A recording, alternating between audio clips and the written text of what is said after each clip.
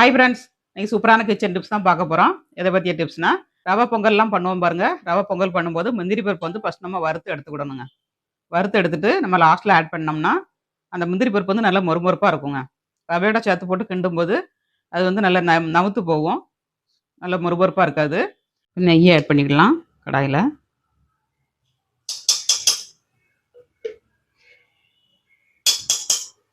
நெய் இருந்தால் நெய்யில் ஆட் பண்ணுங்கள், இல்லாட்டா தேங்காய் எண்ணெயில் பண்ணுங்கள், நல்லா மணமாக இருக்கும். ஒரு 3 ஸ்பூன் நெய் ஆட் பண்ணியிருக்கேன். 2 ஸ்பூன் தேங்காய் எண்ணெய் ஆட் பண்ண போகிறாங்க. தேங்காய் எண்ணெய் கொஞ்சமாக 2 ஸ்பூன் ஆட் பண்ணிடலாம். இப்போ முந்திரி பருப்பை நம்ம போட்டுக்கலாங்க. ஒரு 10 முந்திரி பருப்பு போட்டிருக்கேன்.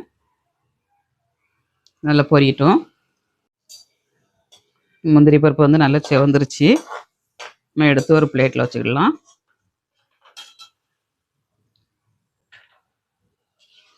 நம்ம இஞ்சி பூண்டெல்லாம் வறுத்து எடுக்கிறதுக்குள்ள நல்லா கலர் சேஞ்ச் ஆயிருங்க.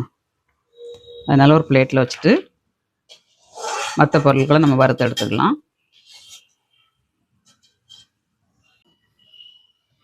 இந்த மாதிரி ரவை திக்கான உடனே நம்ம என்ன செய்யணும்னா முந்திரி பருப்பை ஆட் பண்ணிடணுங்க. முந்திரி பருப்பும் கருவேப்பிலை தலையும் ஆட் பண்ணிடணும். இந்த ஸ்டேஜில்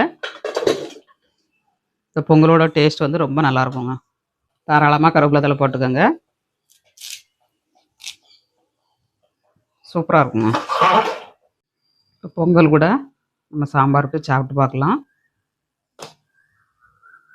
இந்த மாதிரி ஒரு பவுலில் வச்சு நம்ம தட்டினோம்னா அப்படியே விழுந்துருங்க.